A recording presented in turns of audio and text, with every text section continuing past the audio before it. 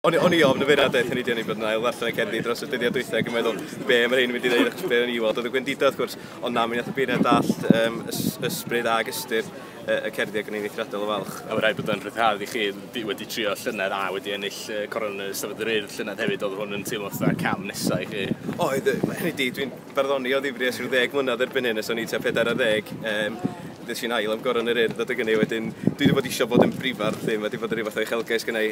Hynny di, plant eraill yn yr ysgol, lle bod nhw yn breuddwydio am ennill yr FA Cup o Wembley, bod yn brifardd yn pafiliwn o ddymreiddwyd i ers yn ddim o beth ydy gwir. Ar y gwaith lle yn cyfuno'r testunau o bethau newydd a hen, lle be oedd y syniad ôl hynny?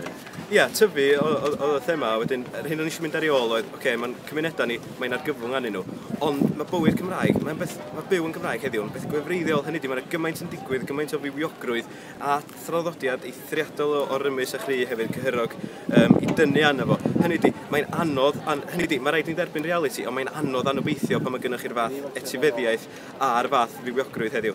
A chi di enillydd cyntaf goron i dryder eich buddigolaeth yn fyw. Swn i'n dychmygu, hynny di, dwi'n gwneud y pwynt yn y cerddi, lle mae'n sefydliadau cymunedol ni, maen nhw'n gwanio, ond mi fedrwn ni greu rhwydweithiau newydd ar y we sy'n asgyfnerthu'r hen rhi, ac yn dod â Chymru at ei gilydd o bob man yn y byd, lle wedyn o'n eisiau gwneud rhywbeth newydd a gobeithio bod pobl wedi gymryd yr ysbryd iawn bod yr archdderwydd ddim yn rhy syltyd bod fi wedi cyhoeddi o'i blaen hi.